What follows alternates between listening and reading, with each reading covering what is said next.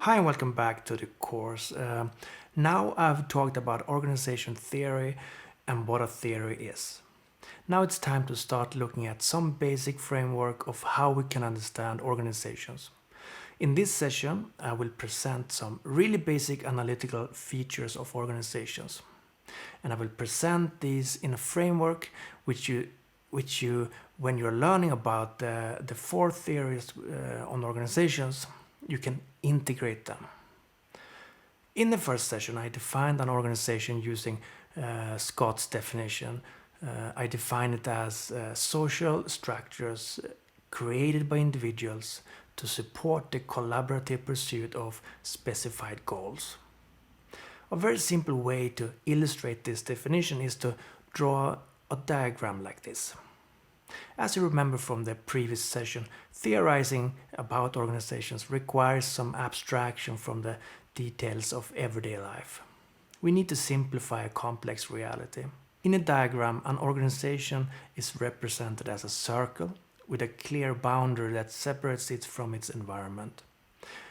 Within the organization, there are a number of elements. The organization has members and the social structure that shape how members interrelate to each other. It has goals and a set of technologies that can be used to transform resources, basically inputs, into products or services, which is basically outputs. I will go through each of these organizational elements in brief here in this session. And I do this with a purpose. Understanding organizations require us to start somewhere, and I think it's better to start really simple. In the next session, you will revise and expand on this diagram, so don't worry if you feel that the diagram is too simple. During the course and as you learn more about organizations, you will make the diagram much more complex.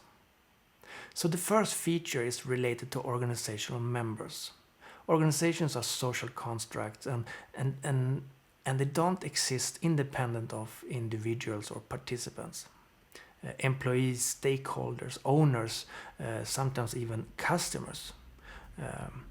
Ingvar Kamprad started IKEA, but today IKEA have members all across the world that together make up the organization. One way to understand membership in organizations is to categorize members based on what type of position they hold, their roles, such as administrators, nurses, or teachers. The demographic backgrounds could be another way of categorizing organizational members, or their educational level.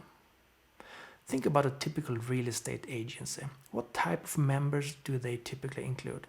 Who is a member and who is not a member?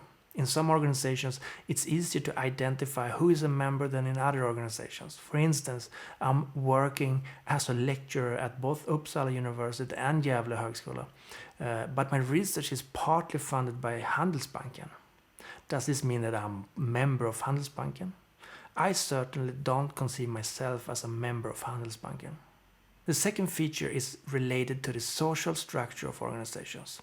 Organizational members create and sustain some type of social structure that regulate coordination and collaboration within the organization. Some organizations are very hierarchical, grouping organizational members into many levels. Other organizations are flatter. Organizations are organized in horizontal ways. One common distinction is between formal and informal social structure.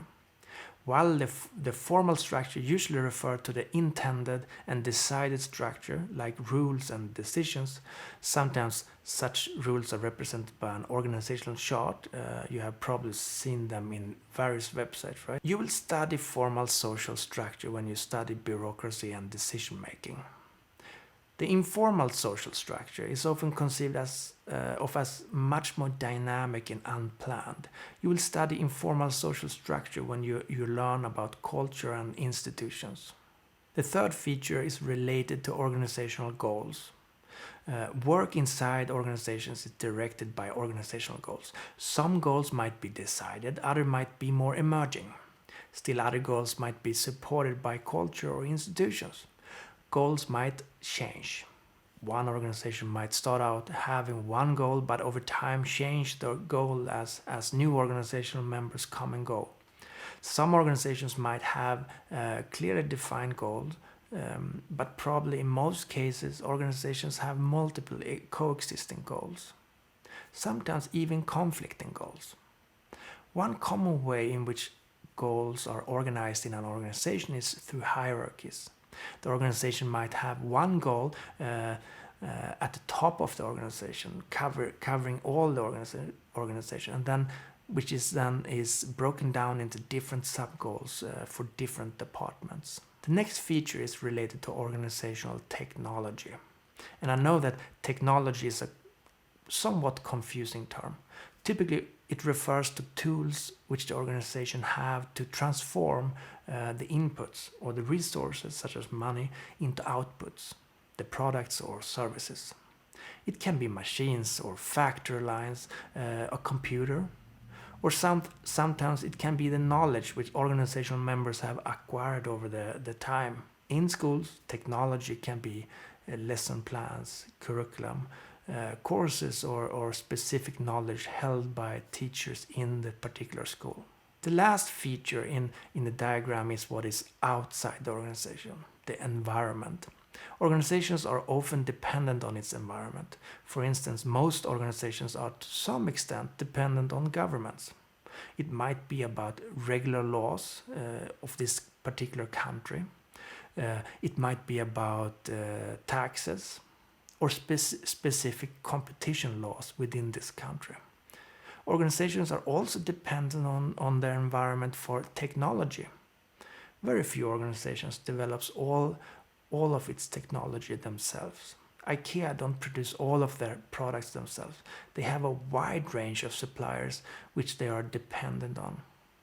So organizations are often dependent on other organizations. Organizations might be dependent on socio-cultural aspects in the society in which they are a part of, like wider cultural norms.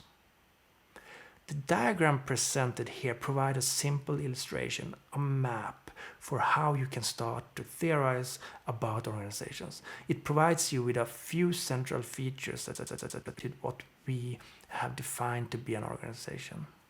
Save it and keep it. Keep this map and use it as a frame for the next sessions or for the rest of the course. Update it when you learn more. Add more complexity to the figure. In the next two sessions, you will learn more about formal rules in organizations and how people might respond to bureaucracies. Basically, how people will respond to formal rules. And in the session after that, you will learn about decision making. As you develop your understanding of organizations, add your insights to this diagram.